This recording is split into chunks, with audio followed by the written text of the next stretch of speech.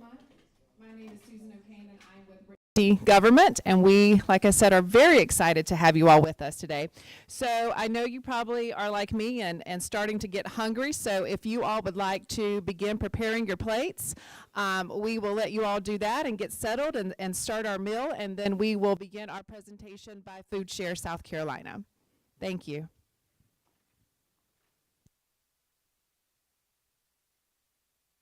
Don't be shy. Anyone can begin.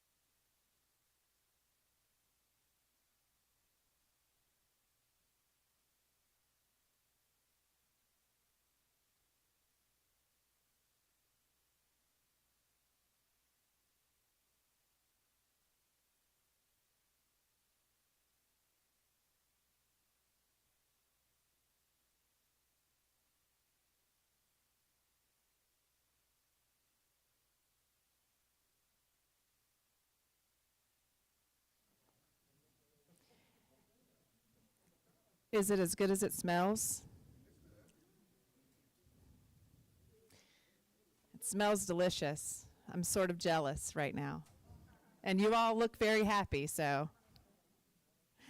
All right, well, we are going to go ahead and get started. And I just want to thank you all again for being with us today. Again, my name is Susan O'Kane with Richland County Government, and we are here to celebrate National Nutrition Month.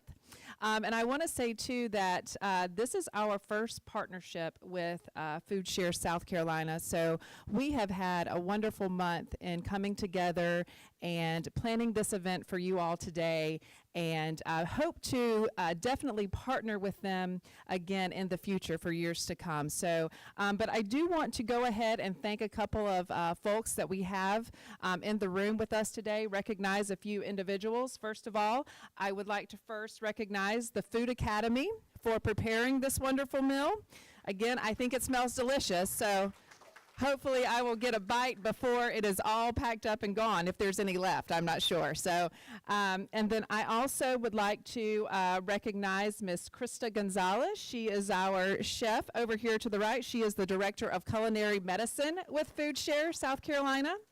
And to Krista's left, we have Miss Lily Allen, and she is the Partner Site Coordinator with FoodShare.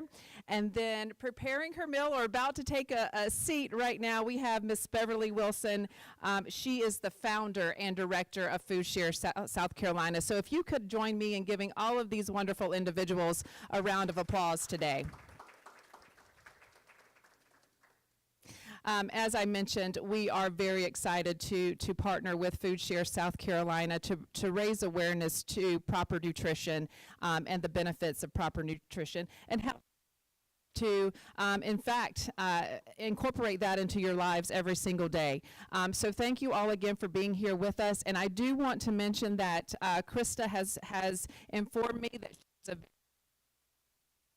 If you all have questions, please do not feel as if that you have to wait until the end of the presentation to ask her. She is ready and willing, from what I'm told, to answer all of the questions and give all of the information. So with that being said, I'm going to turn it over to Ms. Krista Gonzalez. Thank you. Thank you so much. It is a pleasure to be here. It is a pleasure to see you all enjoying lunch. FoodShare is, we're all about food, and I think that we're all about increasing access to nutritious food, but the final step and the most delicious part of our work is when we get to share a meal together. So thank you for coming today. We're an organization. I'll give you a little bit of a history about our organization, and then we'll get into some cooking, and a little bit about myself. So FoodShare was started several years ago now, 2017, and 2015, boss lady corrected me, 2015 when our founder realized that she was working in endocrinology, and she heard patients leaving and saying, well, that's great, my doctor wants me to eat more vegetables, but I just don't have a way to get to those vegetables. And she was already running a produce buying organization for her neighborhood, and she said, you know what? My neighborhood, they can get to the store. I'm going to shift gears here, and I'm going to help folks who have a harder time getting to the store or getting fruits and vegetables, and I'm going to take all my skills and gifts and put them into this program called FoodShare. And so she started right here in Richland County, and as the wheels started turning, people started hearing about it, the program was growing and growing, and then we got a big grant from the Blue Cross Blue Shield Foundation, and they asked us to expand the model. So we have now hubs, not just in Richland County, but across the state. We have 19 different hubs, and those hubs are in communities, whether it's rural or a little bit more urban, making sure that people are getting fresh produce through the same box model that we have started here, and we will, by 2025, have the boxes in 34 counties, so that you could drive from anywhere in South Carolina to pick up a FoodShare box. So I'll show you what our FoodShare boxes look like and what they entail. So we have two sizes. We actually have now 3 sizes of the box. We have, this is the large to feed about 4 people. This is the small box, about 2 to 3 people. They come with 9 to 12 different varieties of produce in the box. It changes. It's every 2 weeks, and it's somewhere between 15 and 25 pounds, depending on the size of the box, of fresh produce. We work with a wholesale produce aggregator, and he helps us get regional produce at a really great cost that we can then pass on those savings to our participants. So here in Columbia, last week we packed and distributed about 1,000 boxes, and all of those boxes, the fruits and vegetables get either picked up at our hub or at a partner site, which might be a church, a school, a community center, and that's where Lily comes in. We have a lot of those spread out around the community, but our hub itself, where we are going to be packing boxes, where we're going to have this kitchen in a few months, is down the road, just down the road, kind of, it's in the Columbia Mall, well, but behind the Columbia Mall, in what was the old Circuit City. And so we're renovating that. Oh, well, good, you all know the Circuit City where I'm talking about. So that's where we are. That's where we'll pack boxes. We'll have this kitchen, and then we'll have all these offices above, and that's where we will train other people around the state to come and do this same model. Now, the part that I get really jazzed up about is the recipe card that goes in the box, because it's not healthy food for you until you've eaten it and enjoyed it, right? So are y'all enjoying this lunch? Good, I'm so glad to hear it. The idea, the nutrition guidelines, if we want to go technical, the idea is that you should fill half your plate with fruits and vegetables. And when we can't, or when we don't, then we're up against higher rates of chronic illness that are diet related. So cardiovascular, diabetes, obesity, hypertension, all of these problems that we encounter a lot of the time in low-income, low-access communities could be prevented with better diet. So if you've filled half your plate today with all the vegetables, which I don't think should be hard, with the sweet potatoes, the rainbow slaw, and the collards, then you're doing well. And my job is to make the recipe cards that go into the box so that you're inspired to go ahead and try something new with the food that comes in the boxes. A little bit of my background, I've jumped around from different parts of the world, always coming back to food, even when I was working in something totally different. I worked in book publicity for a little while. I always was happy to be the one talking about something, and I thought about going into restaurants, but in restaurants, you know, the cooks are in the back. You don't get to talk to them about why they chose this or what's going on with this. And I've also always been interested in people's health. As much as I admire the doctors that I work with and that I teach at the med school here at USC, I think that you would probably look forward to seeing this white coat more often than the doctor's white coat, right? So I think this is a really great way. The emerging field of culinary medicine is talking about a lot of prevention and addressing those illnesses before they get really bad through our diet and lifestyle modifications. So I chose to take this path. I have a master's in nutrition and then a lot of time in different kitchens on islands, on boats, in demonstration kitchens at universities. So it's really exciting for me to be able to come here and talk to you about, you know, what does food mean to you? I talk a lot about that with my med students. You know, they come to me in their 4th year right before they go practice their residencies, and they're like all science-minded. They're all caught up in these big terms and metabolic pathways. And I said, you know what, regular people, that's great. You needed to know that to be a doctor. That's great. But regular people, you know what they want to talk about? Food. They want to talk about what they can eat. When you tell them, oh, your blood pressure's really high, they want to know, what can I do to eat better? So with those doctors, I'm trying to bring them back to the really concrete things, the choices that we make every day, 3 to 5 times a day, depending on if you're snacking a lot. But each one of those choices is a choice to choose something healthy to put on your plate. And one of the things I'm going to put this out there because hypertension is so prevalent. It's just, everyone knows someone who has hypertension. Everyone maybe has had experience or been warned about it. So hypertension is one of the easiest and one of the most sort of like, aha, moments that we can have around food versus medicine or food as medicine. So if the doctor is saying, listen, your blood pressure is really high, I'm going to prescribe this drug to you. When does the doctor ask you to come back to check on if that drug is working? Does anyone know or have a friend who has experience with this? They put you on some drugs. How often do they ask you to come back? 3 months. Okay. So 3 months. Now, if I was talking to you about high blood pressure, I'd say, could you eat really differently? Could you commit to eating really differently for 3 months before you went on that? Because the effect of eating more plants, more fruits and veggies is so immediate that you could go back to your doctor in 1 month and have, if you really committed to more produce, you could have changed your blood pressure enough that your doctor would be like, wow, good job, what'd you do? You didn't fill that prescription, what's going on here? I changed how I ate. Because that is one of the most impactful and most fast-acting diet changes that you can make for a condition, so hypertension. Okay, so you've all eaten. Did you have the rainbow slaw? Yes. Good. So a lot of the times when we pack the boxes, we want them to be really food that's something you're going to go ahead and make and eat.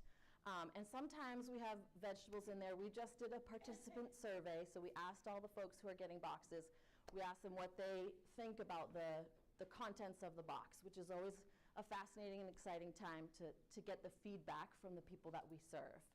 And a lot of the times, there are vegetables that we ask, like, do you use this up? All the time, most of the time, sometimes, rarely, never. And so we have some vegetables that I have gently called the challenge vegetables. And oftentimes, red cabbage is in that category of a challenge vegetable, even though eating collards and green cabbage is really, pretty standard. Red cabbage, people are like, oh, I'm not so sure what to do with red cabbage. But the idea being that you are going to eat a whole lot more color. I want to include more color, and if you took away one thing from today, it could be, I'm going to throw out a lot of things that you could take away, and you just choose one. It could be eat the rainbow. So today, you could eat the rainbow because you'd have purple, green, orange, a little yellow from the lemon, the carrots, right? So if you decided to just eat the rainbow, you could change your diet just with that one guideline. Or you could take away, I need to eat more plants. I'm not going to give up chicken. I'm not going to give up these amazing meatballs. I haven't tasted them, but they look so good. You don't have to give it up, right? The whole point that I like to practice and preach is adding in and creating a sense of abundance. I truly believe that we create a sense of abundance with our boxes when people are able to choose to add in instead of feeling restricted, and if they're choosing their health to spend their dollars or to receive the healthy box. We accept SNAP, so some people will choose. That's a real tough choice. What am I going to pay for this month? Well, I'm going to choose my health. I'm going to choose vegetables, and I'm going to add in. So I really believe in creating a sense of abundance with what we're eating. So we're going to throw together this recipe, sort of TV magic style, a little bit. And I think, I can just keep talking. I can talk about food. But if you have questions, I would be happy to answer them specific to the box or to our upcoming unveiling of the new space, or about certain vegetables that you've just never been able to find a way to love. Maybe I could help you find a way to love that challenge vegetable for you. So I'm going to just attack this. We're going to put all this in a bowl and a little bit of dressing over the top of it, and it's going to be pretty much like what you just had. All right, so I'm going to take, so holler, if that's a phrase that I learned moving here. Holler. Go ahead and holler at me while I cook this, right? While I chop all this up. We're going to take our cabbage, and you want to make it nice and thin, right? A lot of the times we make a salad, things that are so hard to eat, you're like, oh, I feel like a ill-mannered rabbit trying to eat this. Just lettuce hanging out. I'm going to ask you, this is a great recipe to use with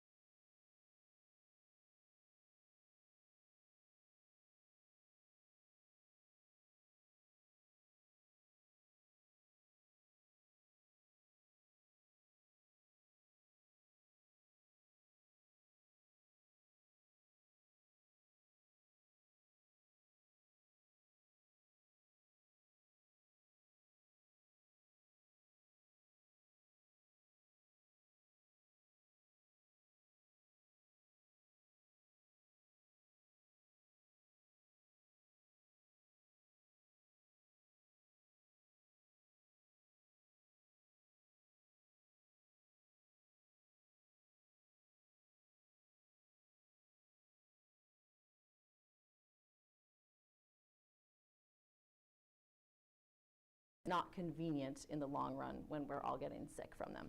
All right, I digress. So now we're going to add in some apple. Apple for fiber, which is another Nutrition Month focus in terms of adding fiber. Does anyone know how much fiber you're supposed to get in a day?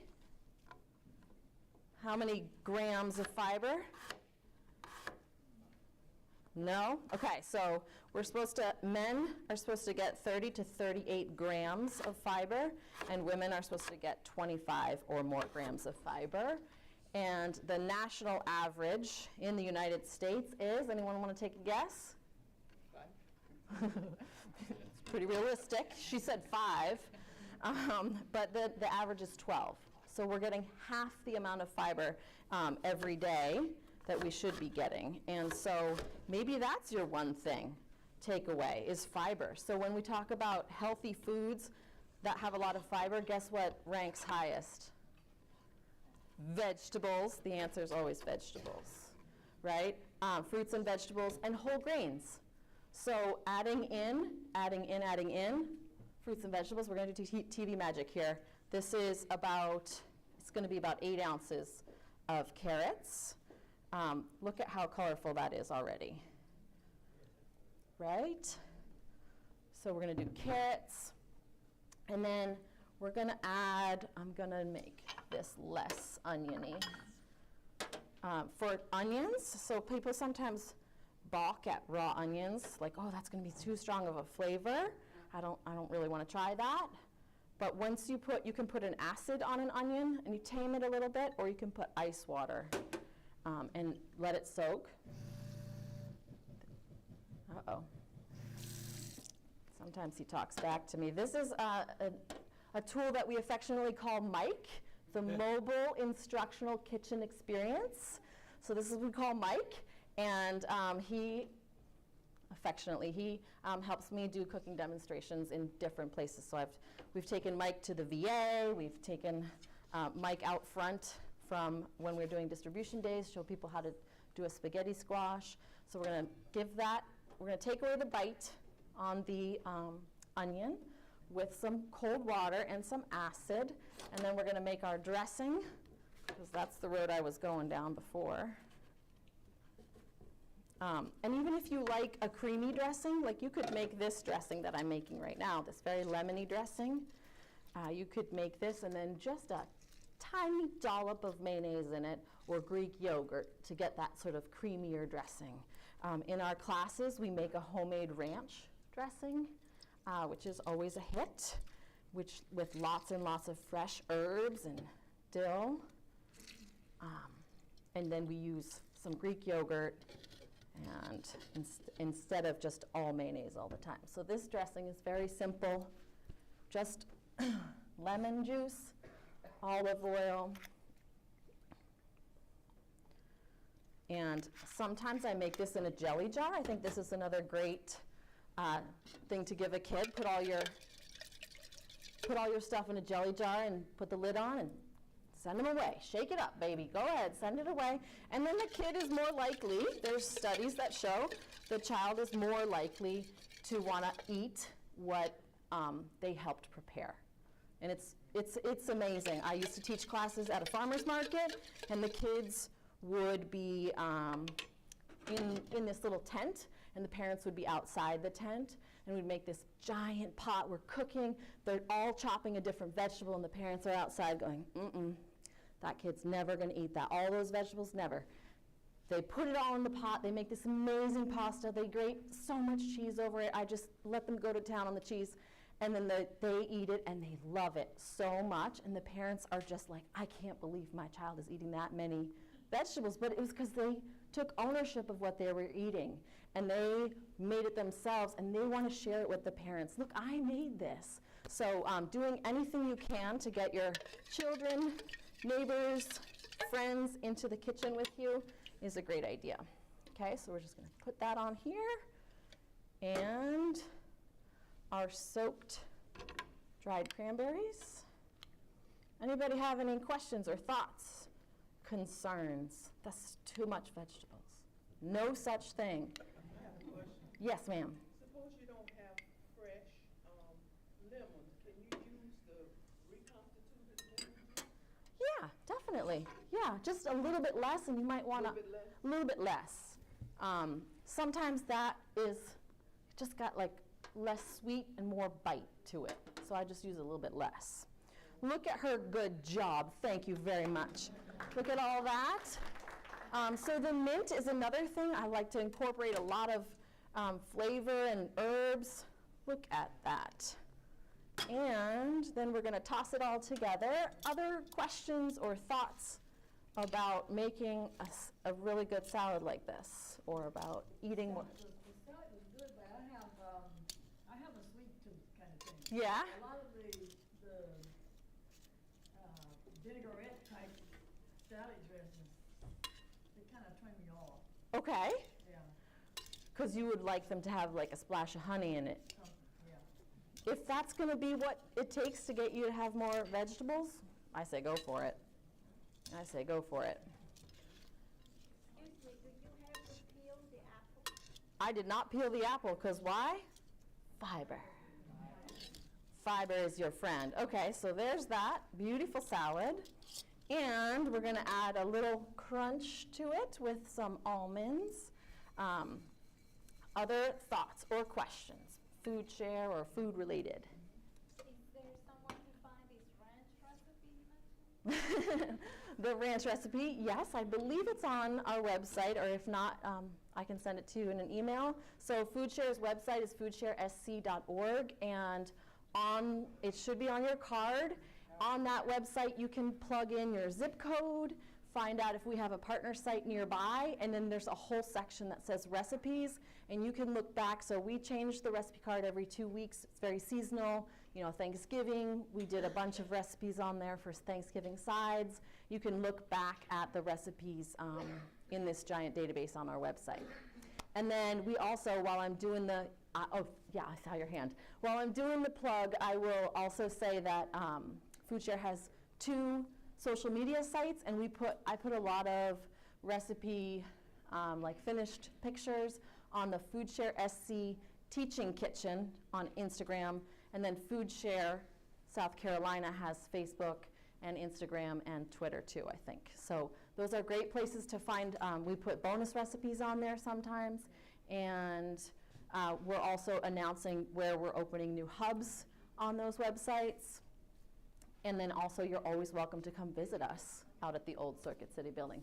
What was your question?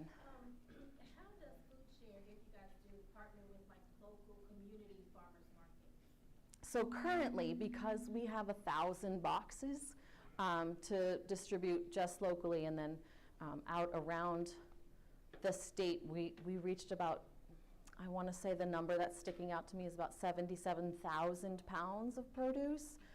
So we do that all through Sen Brothers, and what's happened in the past in terms of local farmers getting in touch with us is that they would reach out to him and say, hey, listen, I had this bok choy, that's a challenge vegetable, bok choy crop that I just have way too much of. Could you sell it for me? And then he would reach out to us and say, you know, there's this bok choy, would you like to include it in one of your boxes? And we say yes or no. And then I know that there's a lot of programs in the works right now to encourage more local farmers to get from farm to the consumer. And so we're always happy to, whether that's a farm that we would like to feature on the recipe card and let people know about. But in terms of working currently with farmers markets, some of our hubs, we have a hub that works with farmers markets, and she sources from, I think, 6 different farms. And she has a much smaller distribution number of boxes in her county, so she's able to do that.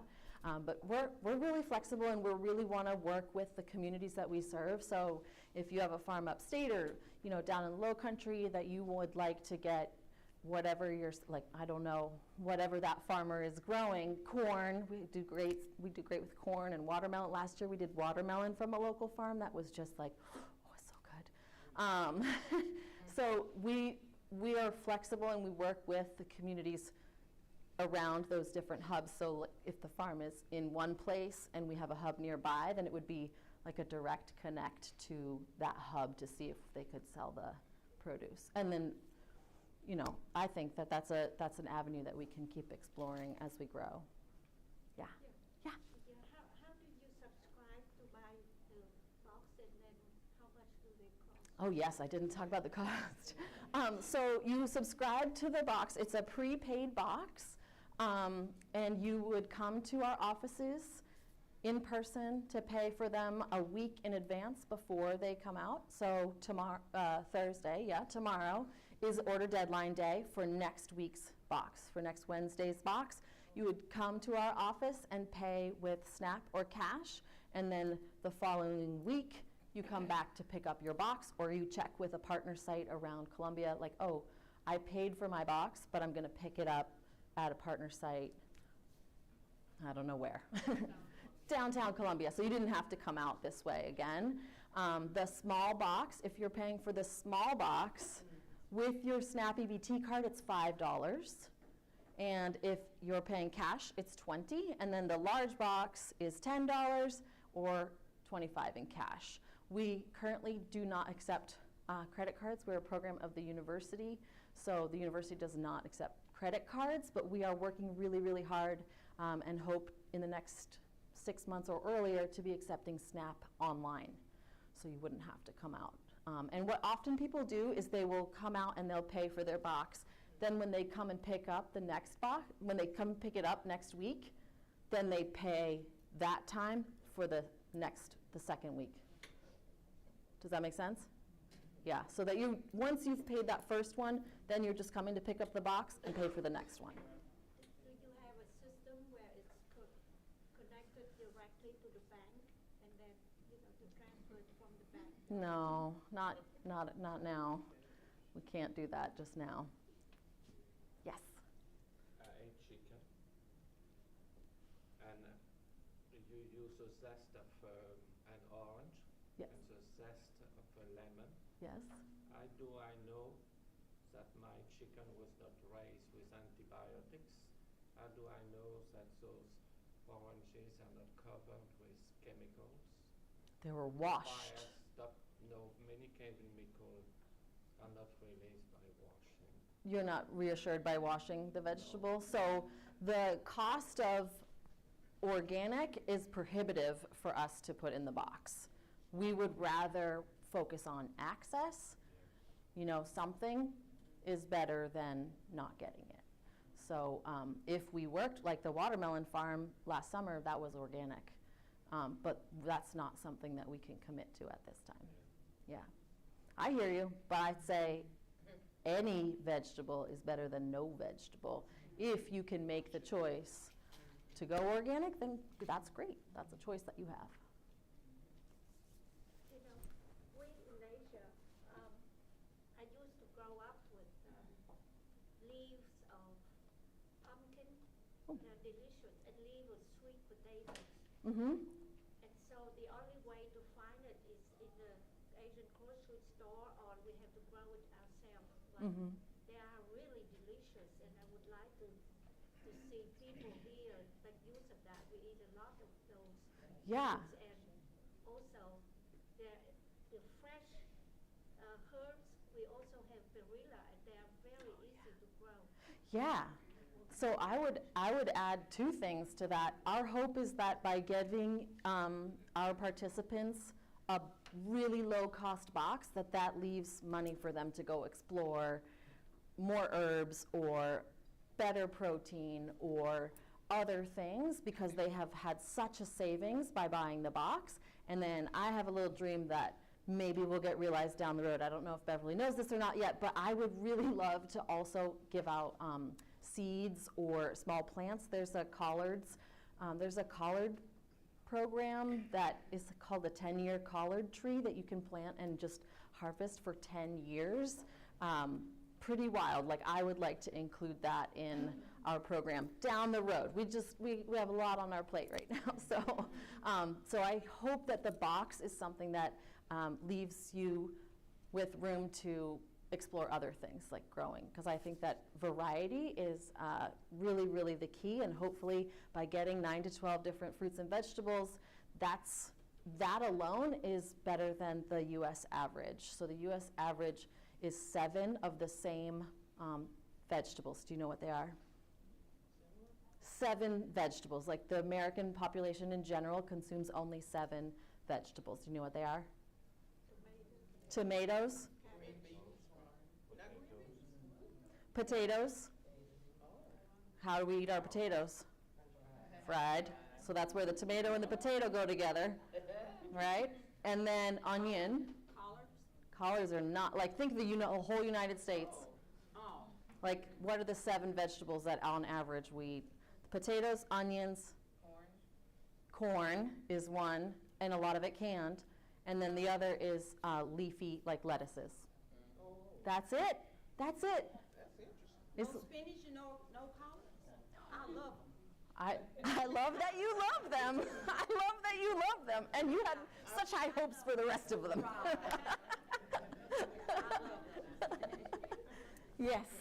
I found chipotle ranch egg salad wraps, but I didn't see the ranch dressing. You are doing your homework right there in front of us. I love it. I will send you the ranch. It's a recipe that I use with the with the med students, and I'm happy to send it to you. It's from our med school curriculum. Yeah. How are we doing? Okay. Any other questions? Thought? I have another question. Yes. I love this mashed potato, Yes? sweet potato. And where it says optional, did you guys use all of that or no? So that's a great way for me to throw a shout out to Jessica of the Food Academy. So she prepared all of our lunches. And I was told that she used some special seasoning. She wouldn't even tell me what's in it. But it's a low sodium seasoning, and I'm not sure about the seasoning in these potatoes, but the optional on the recipe card is because I've done that recipe a lot, and people are like, this tastes too much like Thanksgiving when you put the cinnamon in it. So Jessica, if you want to talk about where you cook and what secret sauce you put in the food that you served today. Jessica, I was actually going to Miss as well.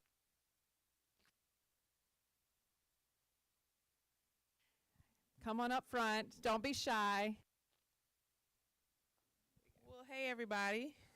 It's good to see you all today. I'm Jessica Carswell. I'm the owner and one of the chefs of the Food Academy. My husband is back at the Food Academy. He's the other half. We're at the South Carolina State Museum. That's where we're located currently. We have a cafe inside the South Carolina State Museum. So come see us. We're there Tuesday through Saturday, and then on the first Sundays. And then we also, of course, offer catering and meal prep services. I wear a couple different hats. I also work at the university as well in the capacity of a nutrition interventionist in the Bree Lab in the Arnold School of Public Health. So I'll talk a little bit about that just for a second, in a second. But more so, the Food Academy, we're again at the Gervais Street. So if you need any catering, we do, of course, healthy meals. Anything that you need, we have a recipe for our collards there on the back of the recipe card there. And so that's where the recipe for those collards came from. And they're called Carolina collards because I'm from Columbia, South Carolina. And that's how we say Carolina. So that's where that came from. Low fat, of course, no meat in there, low sodium. We know how we like our collards.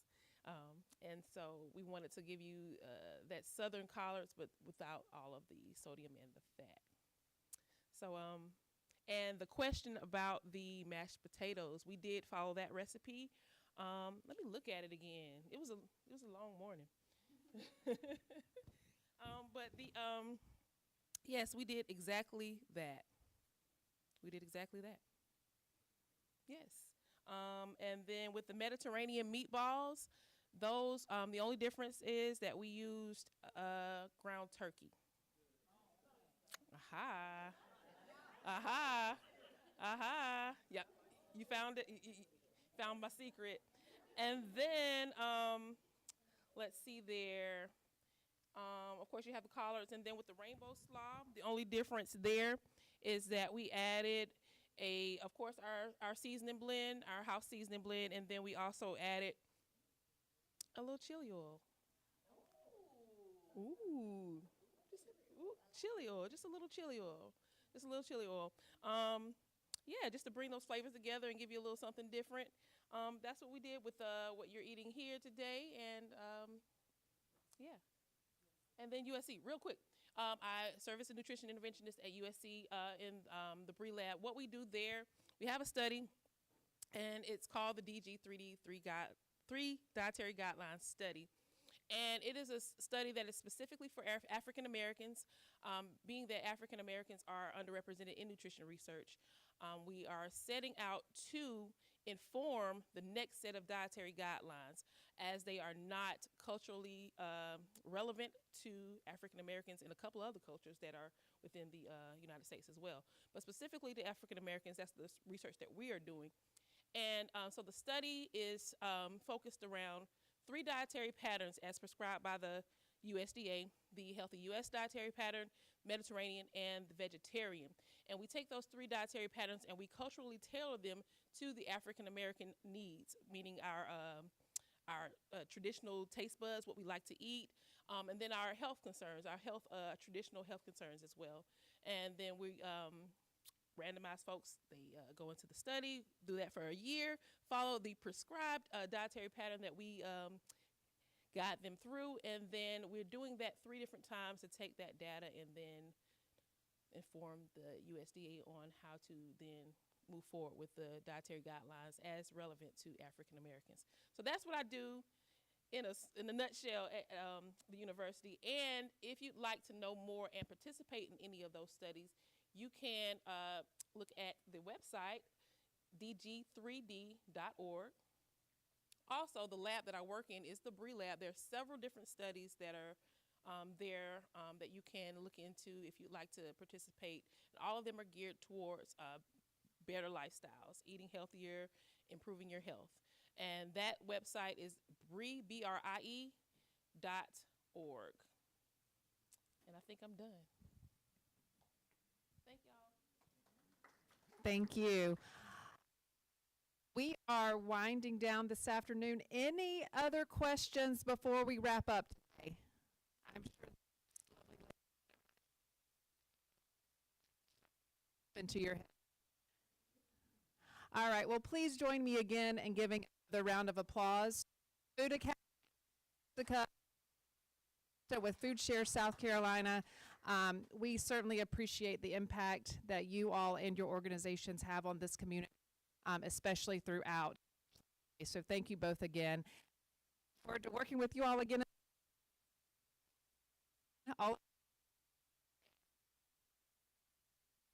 To our folks who joined us virtually, and please do not forget to pick up your gift bags on your way out. Thank you all so much.